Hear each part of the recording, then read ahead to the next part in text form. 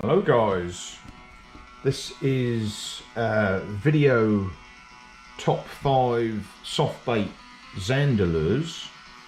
These are the ones I own and the ones I've selected. So we'll just go through a few of them. This is the Fox Rage Zander Pro 100. This is a very good lure, and it's I just fish it on a Carolina rig, and just drift it like that, and I find them very effective. Another one I've got here is the Westin Shadteez 9cm official Roach. These have got a lovely wiggly action as well, so I rate them as good as these ones really. One thing I would say about your shads, if they're different brands, don't mix them, because they some are a different sort of chemical, and they can sort of melt and stuff like that. So always keep them in their packets, what they come in, if you can. Just one tip there, otherwise you'll go at your lures and they've all sort of melted together and all this sort of weird stuff. So just bear that in mind. So that would be my number one, would be the Fox Rage, perfect sort of size. And then the Westin Roach is a good one. There is another one I have, which I nearly forgot. It's the Westin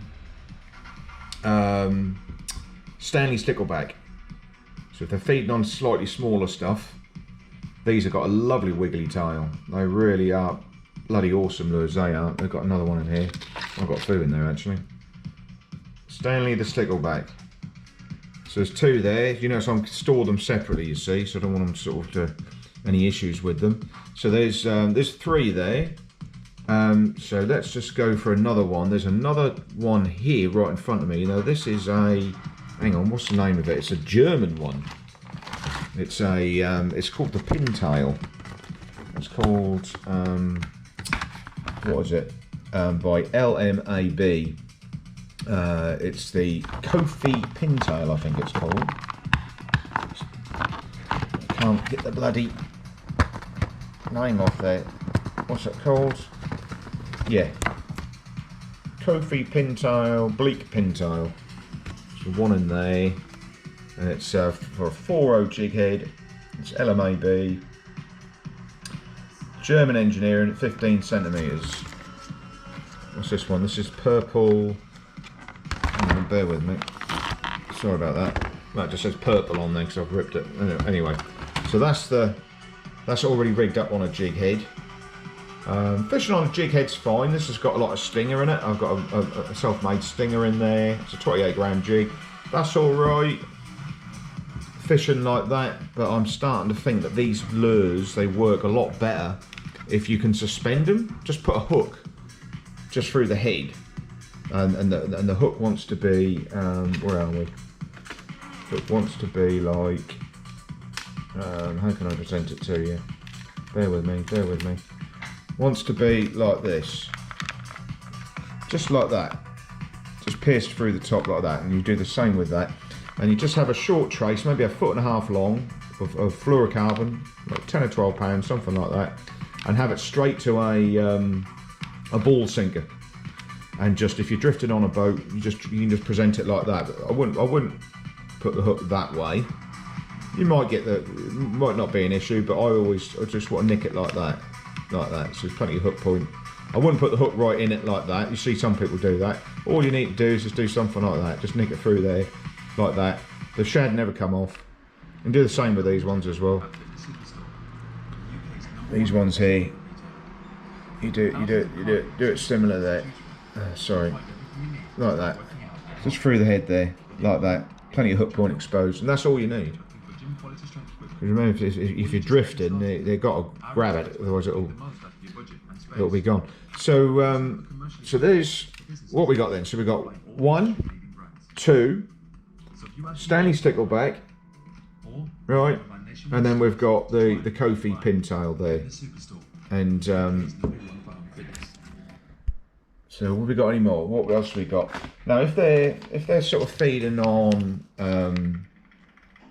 slightly smaller stuff, these things here, this Shadteez, Hypo-Teez smelt, 6.5 centimeters, 2.5 inches long, 6 pieces. They are absolutely beautiful.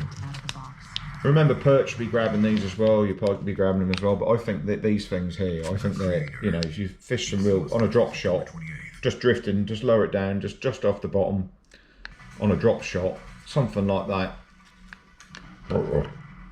So that's what we got then. So we got 1, 2, 3, 4, 5. That's 5, but we're going to go one step further than that, and we're going to call it a 7 because I've got another 2 here.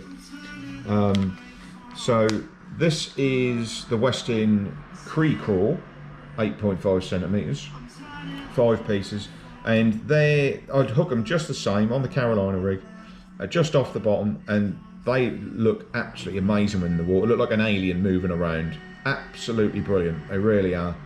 You get your old perch, they'll all grab them. So there's that one. And then lastly but not least, I do love the Gunki Peps in UFO, especially if the water's mucky. And the wiggly action on these is got to be something to be witnessed. It's absolutely incredible. I fished a gravel pit with these a couple of years ago, and I must have had a good upper double figure pike right at the beginning of the season.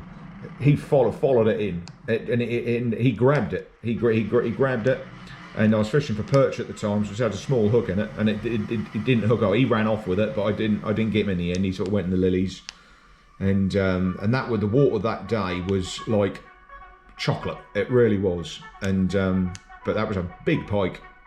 He was chasing after it, and the wiggly tail on that is absolutely amazing. I mean, these lures are bloody incredible, really. But that one is a good one.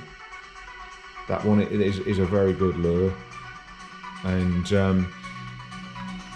yeah, they're all bloody good lures, really.